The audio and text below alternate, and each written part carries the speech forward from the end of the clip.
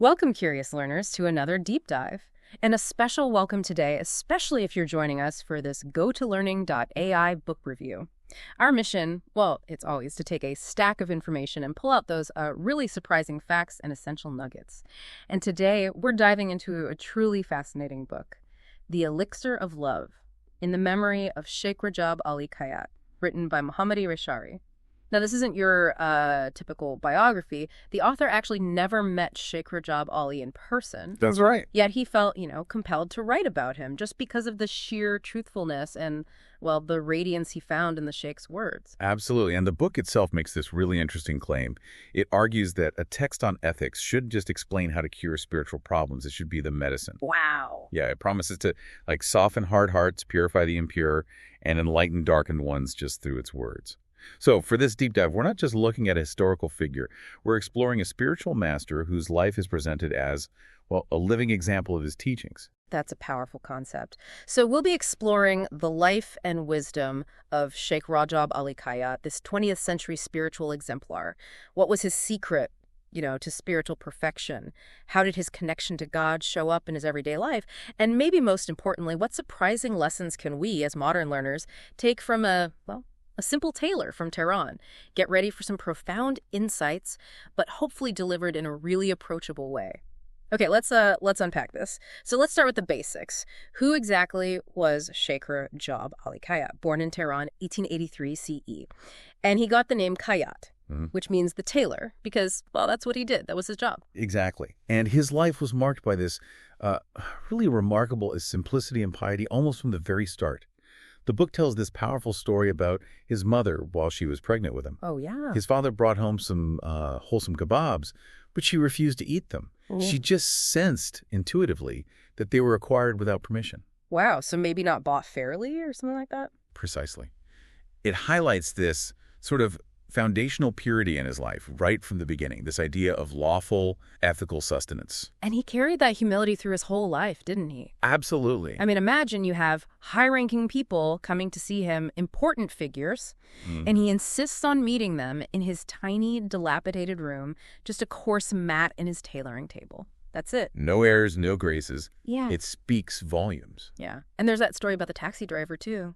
He reduced the rent. Oh, right. From 20 talmans down to 18, just because the driver's wife had given birth, and he knew the man's expenses had increased. It shows such empathy, such practical compassion. And this deep commitment to, well, equity and just honest living.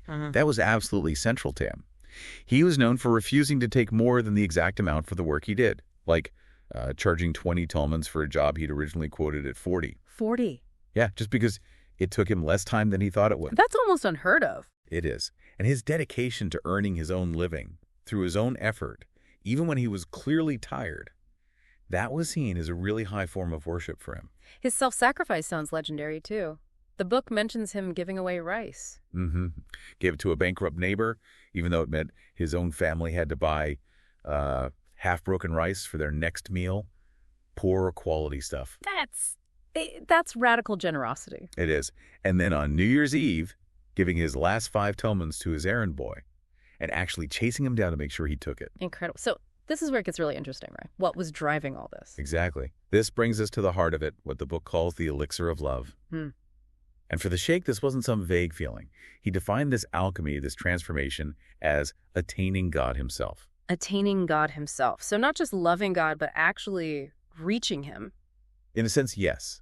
He considered love of God the absolute highest state of servitude, the ultimate goal. And for him, the real value of anything you did wasn't the action itself, but the love of God that was, behind it. He often said, the one who has not sown the seed of love will not harvest even a single grain of perfection. A powerful metaphor, isn't it? It really is. But how did he get there? His path wasn't typical, was it? No formal schooling in these matters? Not at all.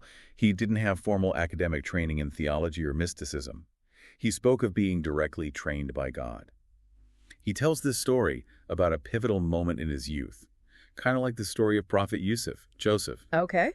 He faced a strong temptation, a sinful situation, and he resisted, praying something like, "Oh God, I'm doing this only to please you. I'm holding back, hoping you'll train me just for yourself." Wow. So the act of self-control done purely for God. That was the key. He said it dramatically opened his heart's eyes and ears. Yeah. It gave him this extraordinary intuition. Hearts, eyes, and ears. Oh. What did that mean in practice?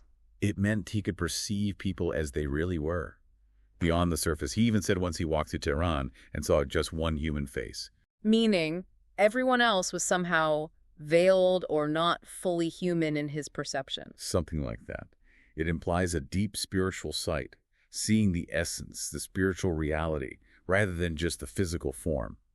And this divine training, as he saw it, let him recognize the inner states of others, their hidden thoughts, their intentions. Like reading minds. Almost. The book has stories. Like him knowing a preacher was secretly testing him, thinking about money. Or figuring out a man who was actually a military intelligence agent. That's amazing. Not just intuition, but specific knowledge. And his insights went even further into the subtle spiritual consequences of actions. You mean like cause and effect, but on a spiritual level? Exactly. Like someone having a negative thought and the sheikh perceiving the consequence as a sort of camel's kick in the spiritual realm. A camel's kick, that's specific. It is. Or seeing fire and smoke rising from a rug that was acquired unlawfully. So he could literally see the impurity. Apparently so. There's even a story about gramophones just stopping working at a wedding when music started playing because he disapproved of it in that context. That's quite something. It suggests a direct link between his state and the physical world. For the sheikh, it all came down to purity of intention. That was everything. He taught, if one works for Allah, their heart's eyes and ears will open up. And the opposite. As long as man is directed toward other than God, he will be veiled to the realities of being. This constant focus on pure monotheism, doing everything for God, that was the core of his self-building. Okay, so this is deep spiritual stuff. But what does it mean for us, in our everyday lives? Did he offer practical advice? Oh, absolutely. Shaykh Rajab Ali wasn't just about abstract ideas. His guidance was incredibly direct, very practical. He always emphasized action and sincerity over just talking about it. He said, if the believers give up the egotism, they will achieve something. Give up egotism. Easier said than done. Right? Indeed. But he believed that truly acting according to the commandments causes man's prosperity and sublimation. Real growth comes from doing, not just knowing. And he seemed to have this uncanny ability to connect people's problems to specific moral issues. Yes, almost like a spiritual diagnosis. He'd point out how a merchant's business was failing because he refused to give credit to a Sayyid. A descendant of the Prophet. Correct. Or how a woman's ongoing fever was, he said, a direct result of her beating her child too harshly. So direct spiritual consequences for seemingly ordinary, though perhaps unethical, actions. Exactly. And his solutions were just as direct. Reconcile with your family. Apologize to someone you offended. Provide properly for your dependents. Simple, actionable things. He also has an interesting idea. Whoever is content with conducts of some other people, he is like the one who has collaborated with them. Meaning if you silently approve of wrongdoing, you're kind of complicit. That's the implication. It suggests a sort of collective responsibility, that passivity isn't neutral.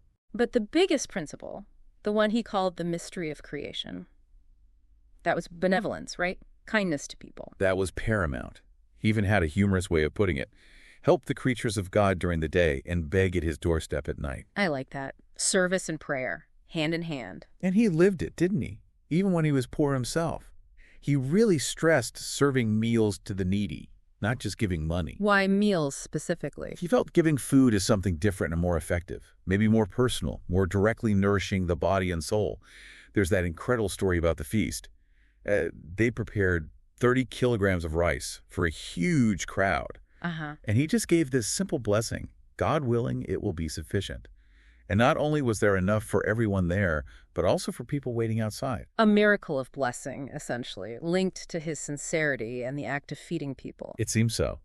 And he showed how these acts of kindness created real spiritual effects. Remember the taxi driver who gave a free ride? Yeah, to a distressed woman. Right. The sheikh later told him that single act had created a light which is still radiating in Barzakh. Barzakh. The realm between death and resurrection. Exactly. So our good deeds have lasting, luminous consequences beyond this world. It really shows how connected everything is. Did he also offer specific spiritual practices, like exercises? Yes, he did. He talked about dhikrs, which are forms of remembering God. He strongly advocated for perpetual presence with God, constant awareness. He even recommended silent and covert dhikr and trying to remember God even while sleeping. Wow, remembrance in sleep. How does that work? Well, it suggests cultivating such a deep connection that it persists even in unconscious states.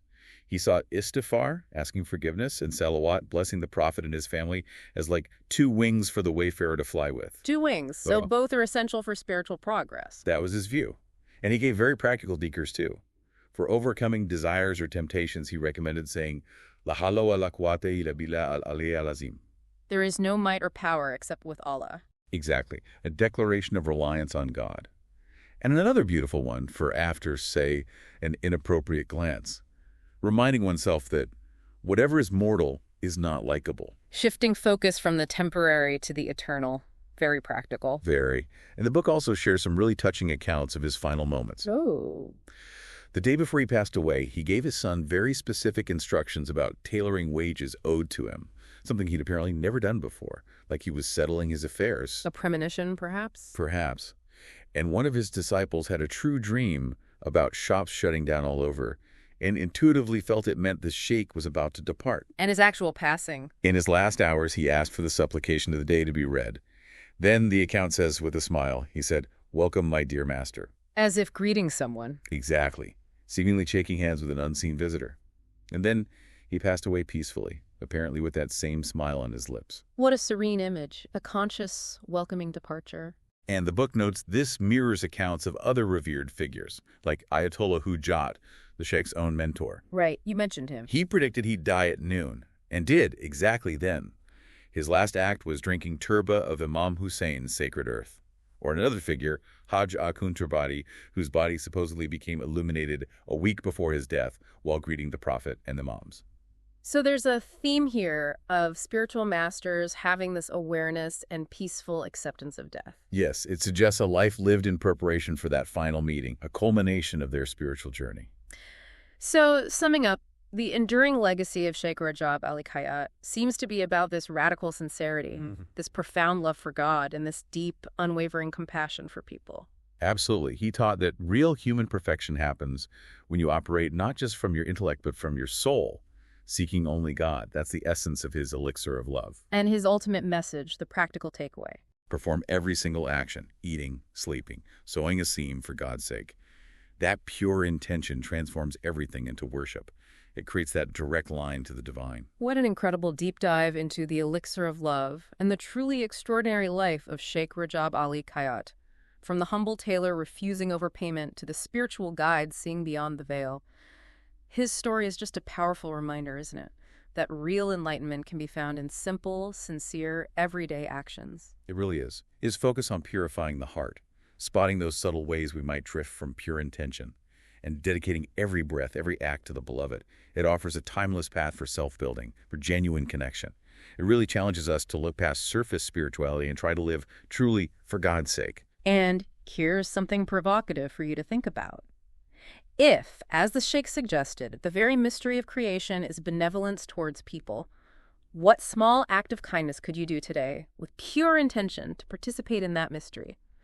Thank you, everyone, for joining us on this deep dive, especially for this GoToLearning.ai book review. For more book reviews like this and other in-depth explorations, do be sure to visit GoToLearning.ai. Remember, the journey of knowledge is always ongoing. Read, learn, grow. GoToLearning.ai.